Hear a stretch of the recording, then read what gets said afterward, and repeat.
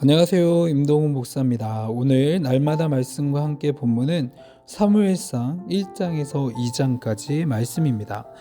오늘 본문에도 한 여인의 간절한 기도가 놀랍게 응답된 이야기가 나오는 것을 보게 됩니다.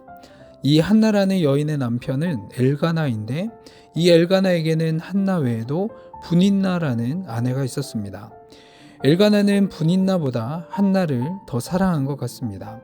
4절과 5절의 말씀에 보면 엘가나가 제사를 드리는 날에는 제물의 분깃을 그의 아내 분인나와 그의 모든 자녀에게 주고 한나에게는 갑절을 주니 이는 그를 사랑함이라 라고 기록하고 있는 걸 보면 분명하죠.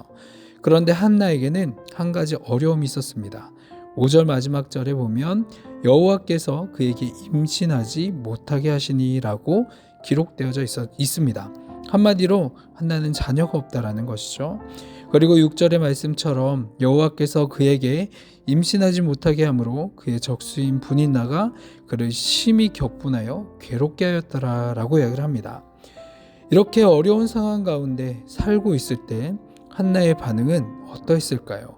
10절의 말씀을 보면 한나가 마음이 괴로워서 여호와께 기도하고 통곡하며 라고 기록합니다. 자녀가 없는 고통과 어려움 앞에서 한나는 먼저 하나님 앞에 나아가 기도했습니다. 우리에게 어려움이 찾아왔을 때 우리가 해야 하는 것이 바로 하나님께 나와 기도하는 것입니다. 어려운 상황들을 이겨내기 위해 내 스스로 해보려고 하는 것보다 하나님께 우리의 상황을 고백하는 기도를 드려야 합니다. 그러면 기도할 때 어떻게 해야 할까요? 한나와 같이 간절함과 믿음으로 나아가야 합니다. 우리가 이미 앞서 살펴보신 것처럼 10절 말씀에서 기도하고 통곡하며 라고 이야기를 합니다. 그리고 12절 말씀에 보면 그가 여호와 앞에 오래 기도하는 동안에 라고 기록되어져 있습니다. 한나는 하나님 앞에 간절한 마음과 통곡함으로 기도하였고 끈기를 가지고 오랫동안 기도했다라는 것이죠. 그리고 한나는 끈기 있게 기도하는 것뿐만 아니라 믿음을 가지고 기도했다고 합니다. 17절과 18절 말씀에 보면 엘리가 대답하여 이르되 평안히 가라. 이스라엘의 하나님이 내가 기도하여 구한 것을 허락하시기를 원하노라 하니 이르되 당신의 여종이 당신께 은혜 있기를 원하나이다 하고 가서 먹고 얼굴에 다시는 근심의 빛이 없더라 라고 기록합니다. 예수님 역시도 너희가 기도할 때 무엇이든지 믿고 구하는 것은 다 받으리라 라고 말씀하셨습니다. 이렇게 간절하게 믿음으로 기도했던 한나에게 어떤 일이 일어났을까요? 20절 말씀에 보면 한나가 임신하고 때가 이르매 아들을 낳아 사무엘이라 이름하였으니 이는 내가 여호와께 그를 구하였다 함이더라 라고 기록되어져 있습니다.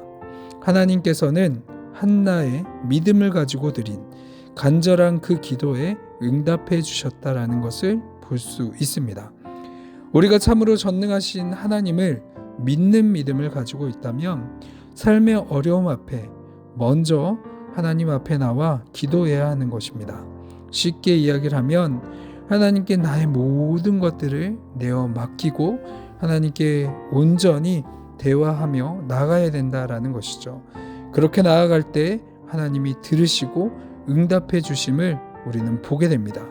이와 같이 기도하는 삶, 기도의 역사를 경험하는 삶, 기도를 훈련하는 삶을 살아가셔서 정말 주님과 함께 동행하는 삶들을 누리게 하시고 어떠한 어려움들과 어떠한 힘듦이 있다라고 할지라도 그것으로 인해서 좌절하고 그것으로 인해서 슬퍼하고 그것으로 인해서 포기하는 것이 아니라 하나님께 기도함이 온전한 역전이 되는 은혜가 있다라는 것을 깨달아 날로 주님 앞에 나와 기도하며 간구하며 살아가는 저와 여러분의 삶 되기를 소망합니다.